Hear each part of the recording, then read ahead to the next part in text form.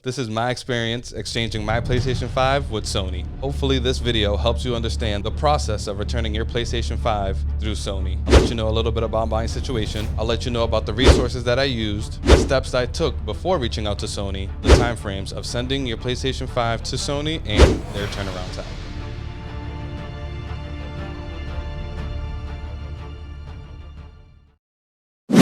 And unfortunately, this is what you have to go through when you're a part of the first wave of console releases.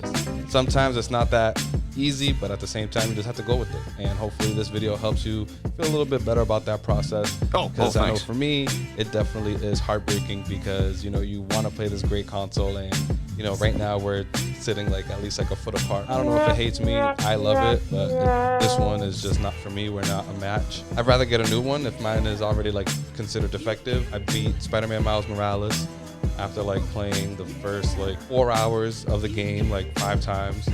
I also have Demon Souls, Watch Dogs Legion. I recently bought Doom Eternal and Ghost of Tsushima. So kind of bummed out on the whole thing because you want to be able to have a fully working PlayStation 5, and don't get me wrong, it's a beautiful piece of machinery, but at the same time, you want to be able to enjoy the fruits of your labor. I know a lot of people didn't get their hands on a PS5, and this is another reason why you should be, if you're watching this video, this should be another reason why you should be happy that you're not me.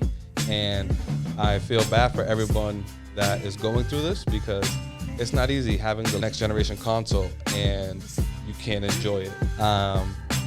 So my experience with Sony has been, rather great relationship. I love Sony. I had PlayStation 1, PlayStation, reverse that order. I didn't have a PlayStation 3, but I had a PlayStation 2, and then I got a PlayStation 4 for my birthday. I forgot which birthday it was, but shout out to my friends. They got it for me on my birthday with the Batman Arkham Knight release. So it was, oh my God, I loved it. What else can I say? And then I got the PlayStation 5 because the PlayStation 4, I still have it. It's in great working condition. Other than that, the PlayStation 5, I wanted it to be everything it is and more. It definitely is, but unfortunately, this model is defective and I have to send it back. And yeah, so it is what it is. We'll go from there and we'll keep it going. The number that I reached out to Sony was 1-800-345-7669. When I reached out to them the first time, they tried to troubleshoot me through the whole, rebuilding the database process and safe mode. She told me to get a new power cable and kind of use a new outlet. So I did that. The second representative that I called the following day recommended that I do option 7, which is to reinstall the PlayStation 5 firmware, so you do a software update and via USB. I thought it was gonna work because she was like, oh yeah, that error code would get fixed doing this process. Okay, cool, no problem. I did that. It worked probably for a day, and that kind of just made me feel like shit out of luck. Honestly, because I felt like everything was done. The representative that I reached out to yesterday assured me that we've tried everything and the next step should be to exchange your PlayStation 5. He told me that the one that I would be getting would be a brand new PlayStation 5 because they don't really have any return PS5s or anything like that. So he told me that I would be sending this one back to them in 3 to 5 business days. They will send me a box, and then in 7 to 10 business days, they'll send me a PlayStation 5. Let's say you add, it takes 5 days for them to get me the box and then 10 days for them to send me that back. That's 15 days in total. It's about 2 weeks, which is not bad at all. Really isn't, but it's still plenty of time before Christmas. So I'm thinking let's give it at least 20 days from yesterday. So that would be the 21st, but hopefully I get it way before Christmas because I got a game that's coming out tomorrow that I want to play and I won't be able to play it for 2 weeks. So best case scenario, 2 weeks. The other resource that I used was also on Twitter. I was watching a ton of YouTube videos oh, what can I do to fix it? And then people were just like, yo, go to Twitter and tweet Ask PlayStation. So I did that. And this is my tweet. I'm going to read it verbatim. So yeah, my PlayStation 5 is definitely giving signs of a return. At Sony, my PlayStation 5 looks like it's on life support with all these USB drives sticking out of it. One is used for saving data, and the other, it was used for reinstalling the software. Still not working. At Ask PlayStation and then at PlayStation. Please help. And then it's a picture of one of the USB drives that I used to save the data from the game that I was playing, which was Spider-Man Miles Morales, onto the USB drive so I don't have to keep on replaying the same levels over and over. And the second one was the USB drive that I used to update the firmware on my PlayStation 5.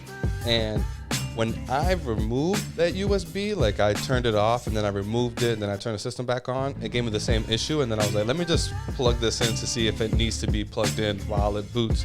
And then it worked. So I was a little like furious that it was kind of just like, it was like a bootleg way to kind of, go around the problem. But I know that they have a lot of people reaching out to them regarding several issues, and hopefully they'll be able to release some patches, because that's pretty much all that these really need. I really do hope that the one that I get is, flawless and it has everything that I need it to be, but we can only do, we can only ask for so much. Something that I feel really good about was that I told my friends about it, and one of my friends was like, hey, don't worry, I know that when I had the Xbox 360 back in 2005 when that released, that ring of death was an issue for a lot of people. I think it was like close to 50%. I could be wrong, but I'll put the right number up here. When I, was talking to him, he was just telling me like, yeah, I was telling him, my process, everything I went through, and he was like, yeah, bro, don't worry about it. Like, you'll definitely get that back within 2 weeks. So that's making me feel really good. And I know that I'm not the only one going through an issue like this, but I just want to highlight my story so that way, should you be the one to have to return your PlayStation 5. So with my situation, like I said, I tried everything. I tried resetting my PlayStation. I tried changing the resolution. I tried updating it via the internet. I rebuilt the database plenty of times. Whatever option 5, 6, and 7 is, I did them all. And for me, it was kind of just like, I got it on the 18th, right? I was able to pick it up at a drop-off location. And the day that I got it, it was already giving me issues. Like when you turn it on for the first time, it's beautiful, oh my God. And then you plug in the USB through the front of the PlayStation 5, the USB to USB-C connector that you plug into your remote. And then when I did that, nothing was working. So I was just like, why is it not connecting? Like, this is the first boot. Like, it shouldn't be giving me issues, right? So that made me already kind of like a little wary. I got my PlayStation on December 18th. And then I reached out to Sony on December 1st, which was yesterday.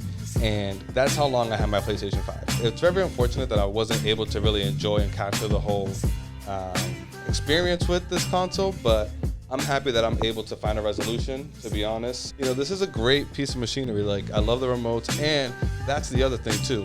When you're returning your PlayStation 5, you don't have to return the remote.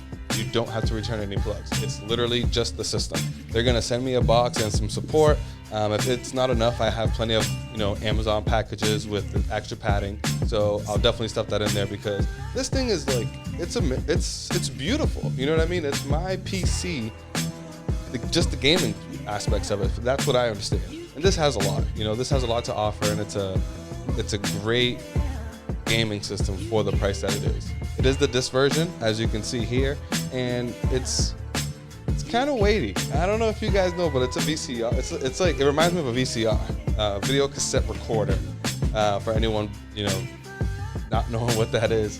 Yeah, it's kind of pretty hefty, but it's definitely worth its weight in dollars. It definitely weighs more. Yeah, so for me, at the end of the day, I'm really excited with my experience, dealing with Sony and talking with them. You're still covered under a 1-year warranty with PlayStation. So even though you didn't buy it at the store, you still are covered by Sony for 1 full year, which is amazing. It kind of sucks that I've already used it up, but it is what it is. We'll go from there. So hopefully this video helps you understand the process of exchanging your PlayStation through Sony. If you have any questions, leave them in the comments. Make sure to leave a like. I really do appreciate every single one of you, old subscribers, new subscribers. Thank you for watching, and thank you for being with me on this journey. Have a good one. Thank you so much, and see you in the next one. Peace.